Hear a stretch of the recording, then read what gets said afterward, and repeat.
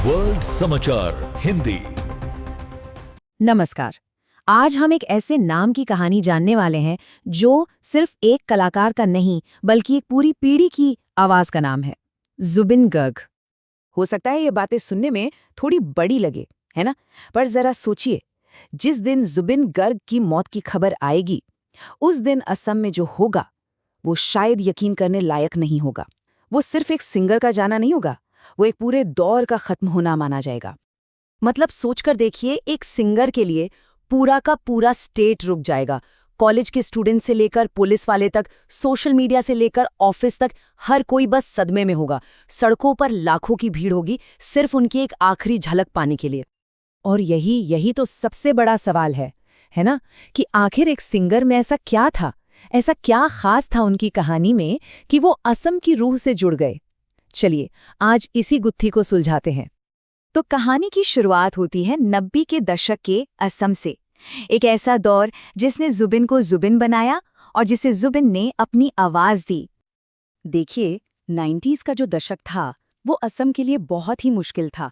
यूएलएफए अपने पीक पर था, हर तरफ हिंसा, बेचैनी और एक अजीब सी निराशा का माहौल था, खासकर नौजवानों में। और ठीक इसी माहौल के बीच 1992 में एक एल्बम आता है, अनामिका।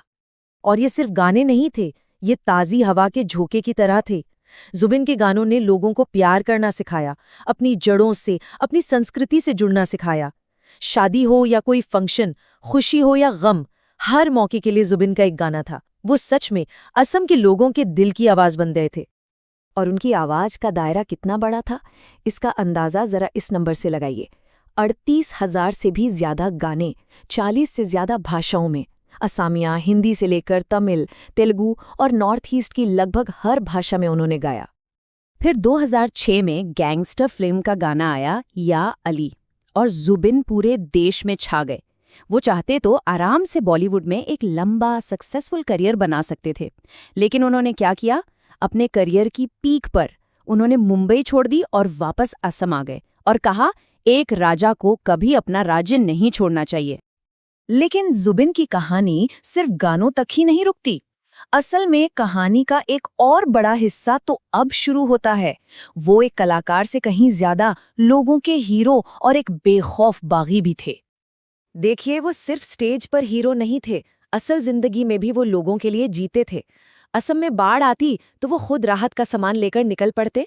जब कोविड आया और अस्पतालों में जगह नहीं थी तो उन्होंने अपना 2 मंजिला घर ही कोविड केयर सेंटर बनाने के लिए दे दिया। इतना ही नहीं, 15 बच्चों को गोद लिया, जिसमें काजली नाम की एक बच्ची भी थी जिसे उन्होंने बुरे हालात से बचाया था। और ये मदद सिर्फ दान पुण्य वाला काम नहीं था, वो सिस्टम से टकराने वाले इंसान थे।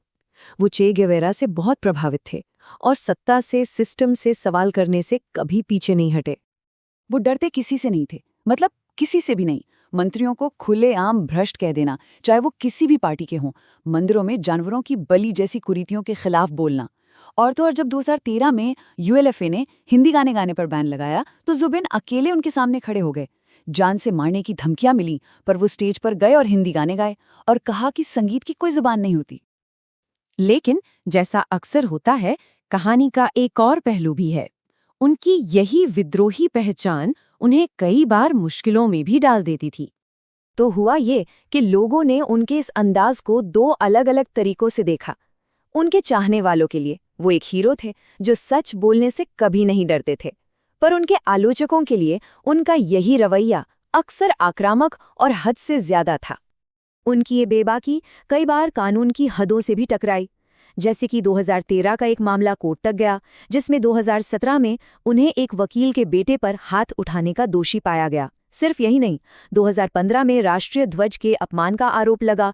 2021 में एक एक्ट्रेस पर की गई टिप्पणी की वजह से उन पर सेक्सिस्ट होने के आरोप लगे, और उनके कुछ धार्मिक बयानों ने भी उन्हें अक्सर विवादों में बनाए रखा। तो फिर जुबिन गर्ग को कैसे समझा जाए? क्या वो एक हीरो थे, एक विद्रोही, या फिर एक विवादित इंसान? सच तो ये है कि शायद वो ये सब कुछ एक साथ थे। अपनी जिंदगी के आखिरी दौर में भी जुबिन ने ये साबित किया कि वो हमेशा लोगों की ही आवाज रहेंगे। जब सीएए के खिलाफ असम में जोरदार प्रदर्शन हुए तो जुबिन उसके सबसे बड़े चेहरों में से एक बनकर उभरे। उनका गाना पॉलिटिक्स नो कोरीबा बंधु, जिसका मतलब है दोस्त राजनीति मत करो, उस पूरे आंदोलन का एंथम बन गया था। तो ये है जुबिन गर्ग की पूरी तस्वीर। इसमें कई रंग हैं। एक तरफ वो कल्चरल आइकॉन है, एक निडर एक्टिविस्ट है, एक बड़े दिल वाले इंसान है, और दूसरी तरफ वो एक ऐसे इंसान भी हैं जिन्हें मारपीट का दोषी पाया गया और जो हमेशा विवादों में घिरे रहे। तो आखिर में उनकी विरासत क्या है? एक सिक्के के दो पहलू, बिल्कुल वैसे ही। एक तरफ है वो आवाज जिसने पूरे असम को एक साथ बांधा, वो एक्टिविस्ट जो किसी भी ताकत से भिड़ गया, और वो इंसान जिसने अपने लोगों के लिए अपना सब कुछ दे दिया। और सिक्के का दूसरा पहलू है वो शख्स जिस पर गंभीर आरोप लगे और जिसे कानून ने दोषी भी ठहराया। जुबिन गर्ग की कहानी हमें एक बहुत बड़े सवाल के सामने लाकर खड़ा कर देती है। जब हमारे हीरो परफेक्ट नहीं होते, जब वो पूरी तरह से सही या गलत नहीं होते, तो उन्हें याद कैसे रखा जाना चाहिए? क्या उनकी अच्छाइयाँ उनकी गलतियों को ढक देती हैं, या हमें उन्हें उनकी पूरी सच्चाई के साथ, उनकी सारी अच्छाई बुराई के साथ स्वीकार करना चाहिए? इसका जवाब शायद हम सब के लिए अलग अलग होगा। धन्यवाद देखने के लिए। और अधिक अपडेट्स के लिए हमारे चैनल को सब्सक्राइब करें।